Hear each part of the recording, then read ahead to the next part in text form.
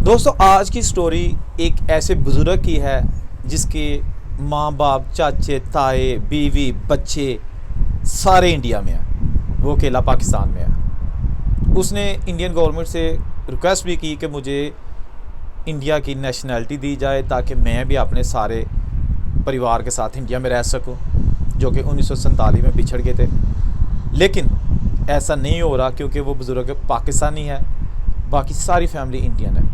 ये बुज़ुर्ग कभी कभी जाते हैं, अपनी फैमिली से मिलकर वापस आ जाते हैं। ना इंडिया वाली फैमिली पाकिस्तान में आकर मुश्किल तौर पर रह सकती है, ना ये बुज़ुर्ग इंडिया जाकर मुश्किल तौर पर रह सकते हैं। बड़ी दर्दनाक स्टोरी 1947 की।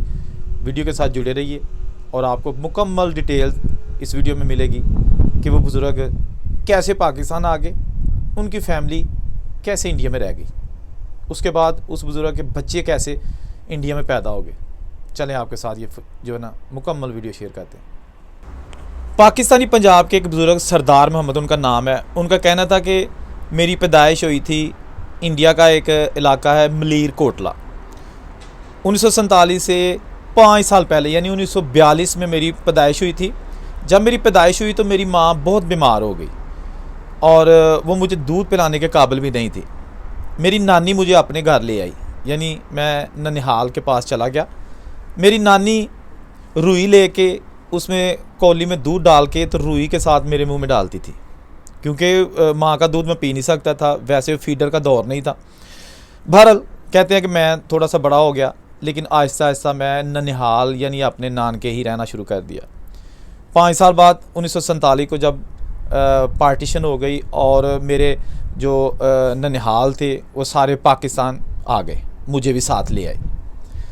जब वो सारे मेरे मामे, खाला, मेरी नानी वो पाकिस्तान आ गए तो कोशिश की कि अपने जो दूसरे यानी कि मेरी माँ है, मेरा बाप है, मेरे जो ददियाल हैं उनको तलाश किया जाए। लेकिन बाद में हमें पता चला कि उन्होंने पाकिस्तान आने का फ़ैसला नहीं किया। वो सारे आज भी मतलब उस दौर में 1947 में वो इंडिया में रह गए। 10 साल तक इन्हें कोई पता नहीं चला।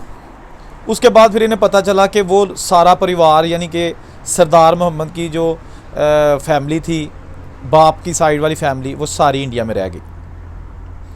सरदार मोहम्मद जब थोड़ा सा बड़ा हो गया तो इसने इंडिया जाके अपनी फैमिली को मिला। फैमिली को मिलने के बाद इसने कोशिश की कि मैं वहाँ रह सकूँ, लेकिन उस वक़्त इनको ज़्यादा प्रोसेस का नहीं पता था। ये मिलकर वापस आ गया। बाद में सरदार मोहम्मद जब शादी के काबिल हुए तो इन्होंने एक फ़ैमिली, इनकी रस्म थी कि जी शादी जो है ना वो अपनी जो चचा ताया की बेटियां होती हैं उनमें करनी है, क्योंकि इनके किसी बुज़ुर्ग ने कहा था कि आपके लिए नेक शुगन है, यानी कि जिस तरह ये कह लो कि चंगा तेरे लिए अगर तू चाचे या ताए की बेटी ना शादी कर लेंगा। बचपन की एक ज़ुबान थी। इसकी शादी हो गई इंडिया में रहने वाली चचा की बेटी से। सरदार मोहम्मद वहाँ गए, शादी की। उसके 3 महीने के बाद वापस पाकिस्तान आ गए। बेगम नहीं आई। उसके बाद फिर इन्होंने वीज़ा लगवा के वहाँ जाते रहना। बेगम फिर आई भी, लेकिन 1 महीने से ज़्यादा नहीं रह सके। इन्होंने कोशिश की इंडियन गवर्नमेंट से कि हमें जो है ना वहाँ की नेशनैलिटी दी जाए ताकि सरदार मोहम्मद पाकिस्तान छोड़कर मुस्तकिल तौर पर इंडिया चला जाए और इंडियन शहरी बनकर अपनी सारी 1947 से बिछड़ी हुई फैमिली है उसके साथ रह सके। लेकिन बहुत सारी पेचीदगियाँ थीं, इसलिए इंडियन गवर्नमेंट की जानिब से इनको ऐसा नहीं जो है ना वहाँ का परमानेंट रहायशी जो है ना वो नेशनैलिटी नहीं दी गई।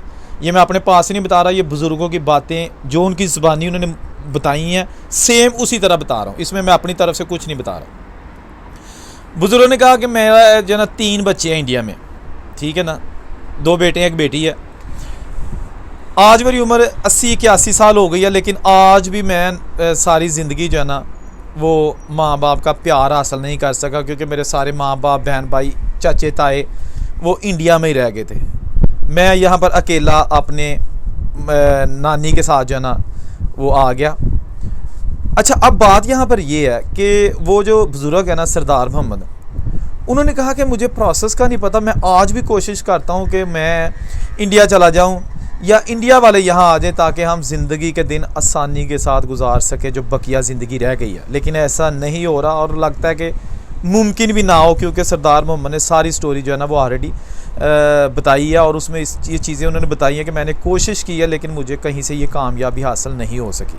सरदार मोहम्मद जो कि बहुत अफसरदा है, उसका कहना था कि काश 1947 को मैं ना बिछड़ता, अपनी माँ के साथ रहता, बहन भाइयों के साथ रहता। मेरे अब तकरीबन जो ज़्यादातर बहन भाई हैं वो इस दुनिया से जा चुके हैं। मैं अकेला, गो कि मेरे ननिहाल मेरे साथ थे, लेकिन अकेला बड़ा हुआ, अकेला ज़िंदगी के दिन गुजारता रहा। फिर रही बात, माँ बाप तो ऑलरेडी मेरे जुदा थे, बहन भाई चाचे ताए, तो मेरी शादी करवा दी गई। जब मेरी शादी हो गई तो अब मेरे बच्चे भी इंडिया में हैं। यानी कि 1947 की पार्टीशन से लेके 2023 है और मैं मुसलसल जुदाइयों में मज़ीद जकड़ता जा रहा हूँ। ये वो सज़ा मिल रही है मुझे जिसका मैं शायद हकदार नहीं था। गवर्नमेंट को चाहिए कि मुझे इंडियन परमानेंट सिटीज़नशिप दी जाए ताकि मैं वहाँ जाके कम से कम अपनी फैमिली के साथ रह सकूँ, क्योंकि मेरे जो परिवार के लोग हैं वो यहाँ आकर एज आ विज़िटर 1 महीने का वीज़ा लेकर तो रह सकते हैं, लेकिन वो परमानेंट यहाँ नहीं रह सकते और वो रहना भी नहीं चाहते। अब हालात बहुत तेज़ी से तब्दील हो रहे हैं। 81 साल एज हो चुकी है सरदार मोहम्मद की। इसके जो वहाँ पर बहन भाई हैं उनमें से भी अक्सर का इंतकाल हो चुका है। चाचे ताए तो ऑफ कोर्स पहले ही इस दुनिया से जा चुके हैं। माँ बाप 1947 के बाद जल्दी इस दुनिया से चले गए थे। लेकिन ये जो दुखड़ा है, ये जो जुदाई है, ये जो स्टोरी है, जब मैंने सुनी तो मुझे बड़ी दर्दनाकी इसमें नज़र आई कि एक ऐसा बच्चा जिसको पता ही नहीं कि मैं अपनी नानी के साथ कहाँ जा रहा हूँ और हमेशा के लिए अपनी माँ को दूसरे मुल्क में छोड़ दूँगा, जिसका बॉर्डर क्रॉस करने के लिए मुझे वीज़ा लेना होगा। मेरी माँ ने अगर मुझसे मिलना है तो उसे भी वीज़ा चाहिए होगा। हालात 1947 में किस किस्म के थे, मैं किसी को ब्लेम नहीं कर रहा। ये जो जब मैं वीडियो बनाता हूँ ना, तो इसका ये मतलब नहीं होता कि मैं कहता हूँ कि हिंदू बुरे थे, सिख बुरे थे या मुसलमान बुरे थे। इनमें कुछ लोग बुरे थे और हमें उनकी ही जो है ना वो तरफदारी नहीं करनी चाहिए। जिन लोगों ने जालमाना कार्रवाइयाँ की, क्या कह सकते हैं आप, वो भी इस दुनिया में नहीं रहे। उम्मीद है ये वीडियो आपको थोड़ी सी डिफरेंट लगी होगी, अच्छी लगी होगी। कमेंट करके बताइएगा वीडियो कैसी लगी। मज़ीद वीडियोज़ के लिए देखते रहिए मीडिया टॉप। अल्लाह हाफिज़।